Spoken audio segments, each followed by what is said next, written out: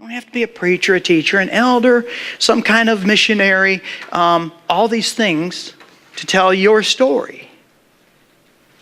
You just simply have that story of where you were before and where are you now. And you don't have to use a whole lot of words. Let me go through just a quick list with you on the next slide. Okay, click on to the next one. Keep going. Okay. Maybe it was you were striving, but now you're at peace or you're grateful. Maybe it was you were very self-destructive in some way. Now you're healthy. Maybe you were full of guilt, but now you've been liberated. That song again, I am free, I'm liberated. I was a captive, I was a prisoner of war, but now I'm free. I was full of fear, but now I'm full of confidence. I was in despair, but now I'm hopeful.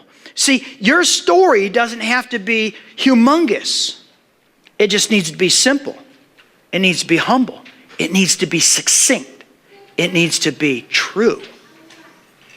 I want to caution you with a couple of things before we finish here in the telling of your story. Because this is where sometimes we mess up. In our desire to do good, we can do a not so good job of telling our story. For instance, and I'm going to break it down to 4 categories. One is the too much information person. You know, in the telling of their story, they overload people with information. They begin to talk and talk and talk and talk. And even if the person you're talking with is like looking at their watch, or humming, yawning, you know, you're not picking up on the, the nonverbals.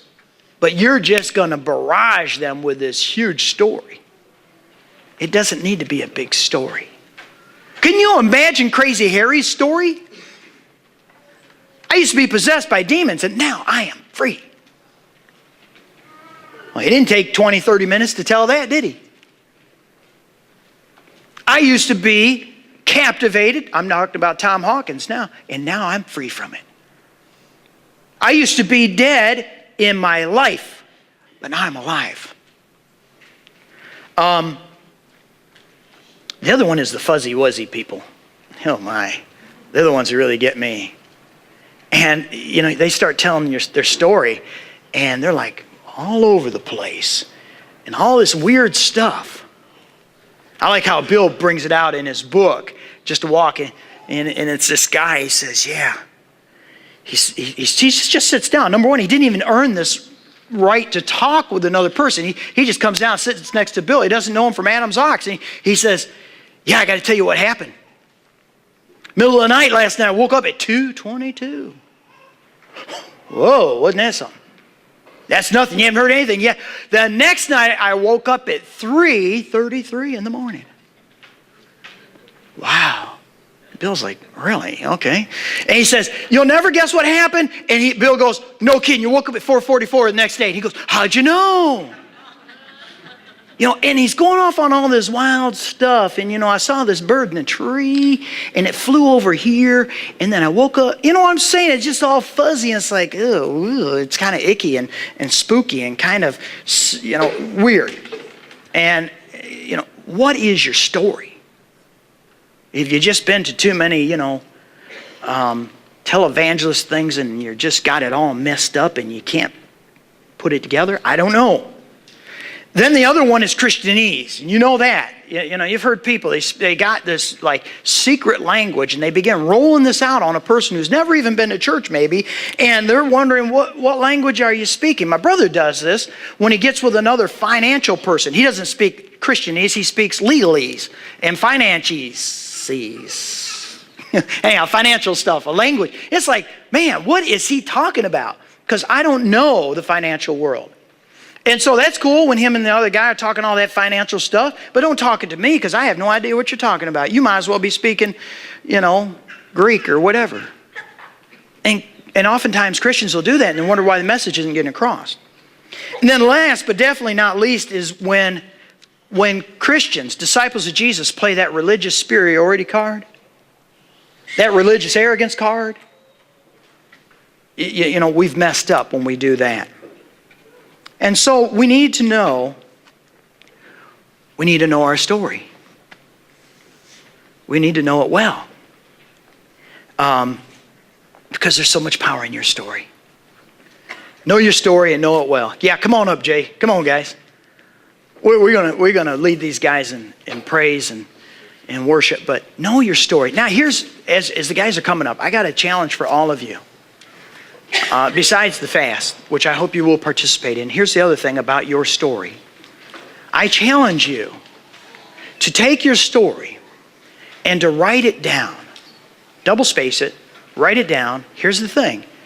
Use 100 words or less to tell your story and email it to me at preacherhawkins@yahoo.com. If you don't have email accessibility and all that, that's fine. Just write it down and bring it next Sunday to church. Okay? Trust me, this is going to be really, really good. And I challenge you to do that. And I'll do the same. I've got my story, but it's not in 100 words. I need to distill mine down. Okay? And so I want to give even more thought to how I am sharing my story. Because by the way, all those areas in which you can mess up the story, I've used them all. By the way, I've used them all. Yeah, even the religious, arrogant one. I remember doing that back in Panama City back in 1986. I never did lead that guy any closer to the Lord, that's for sure. As I let him know that I was much better than him in his value set. And I wondered why he never came close to the Lord. I blew that one. I've probably blown other ones too. But can you share your story? Send it to me, 100 words or less. And by the way, if you're taking the challenge of the fast, please give me your name and email address because I want to continue some teaching during this period between now and Thanksgiving. Okay? And I know some of you are thinking, man, if I fast that whole time and then come Turkey Day, how can I eat like a pig? You can't. It's part of the plan. Folks, Thanksgiving should not be about the food with us. Okay? It's one of those sins that we all just kind of grin about and kind of look the other way as we're like shoveling it in. Again, testifying, guilty. It's not about the food that day. It ought to be about who you're with and what you've been blessed with. But please, give me your name, your email address, and I'm going to establish this kind of like newsletter or just kind of chat back and forth with everybody who's participating, okay?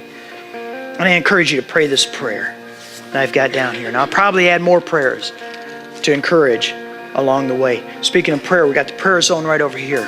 If you don't know Jesus, like Lori Bouillard knows Jesus today, please go to that prayer zone. Let them minister to you. If you've been all captured by the material things of this life and your life is not making a difference for Jesus Christ, pray for His strength and power to come into your life today. As we all stand, worship team, please lead us.